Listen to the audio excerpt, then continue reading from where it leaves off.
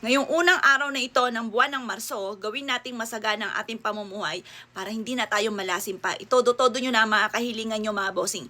Dahil ngayong Marsong ito mga bossing ko, ang isa sa mga pinakamaswerte na dapat nating gawin ay itong hawak kong ito.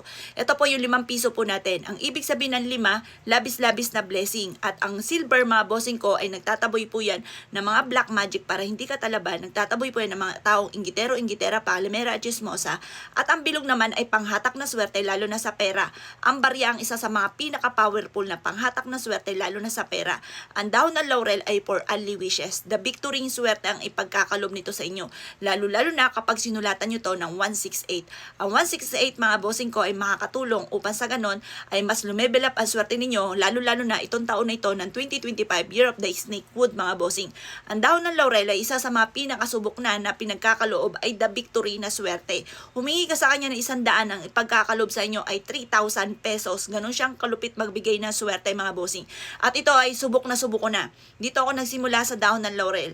At maraming blessing ang dumating. Hanggang sa dumami rin ang dumami ang mga halaman ko ng dahon ng laurel o puno ng laurel. Ang dahon ng laurel ko, sako-sako mga bossing. Dahil ako'y laging nagpapausok po nito at masasabi ko lang napaka-epektibo po nito. Marami na rin nagpatotoo ng mga boss ko na sila po'y sinuwerte sa pamamagitan ng mga binabad ko ng mga bossing ko ng langis na binabaran ko ng dahon ng laurel. At yun po'y may kalakip na rin na panalangin. Ngayon pa mga bossing ko, itinuturuan ko po kayo na gawin nyo po ito upang sa ganon. Ngayong buwan na ito ng Marso ay hindi ka na masisimutan ng pera. Ngayong buwan ng Marso mga bossing ko yung sinasabi nila na mas magiging mailap ang swerte. Ngayon, huwag nyong ima-mindset po yan. Kailangan sa isipan po natin, ima-magnet na natin ang swerte. Kaya gawin nyo po ito upang sa ganon ay hindi nyo maranasan ang krisis ng pera ngayong buwan na ito ng Marso mga bossing. Napaka-powerful nito lalo-lalo na kung may 100% kang paniniwala.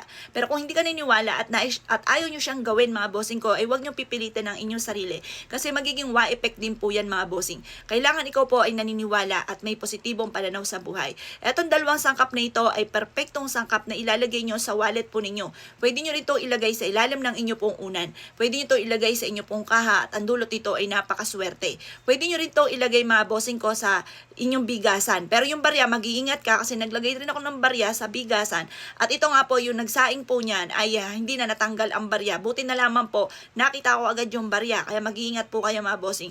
Pero ang dulot niyan ay napakaswerte. Kasi lalo na ang barya, nagtatawag po yan ng swerte. Tapos sinama pa siya sa bigas, ang dulot nun ay kasaganahan. Ito ay perfect combination para maka-attract tayo ng kasaganahan.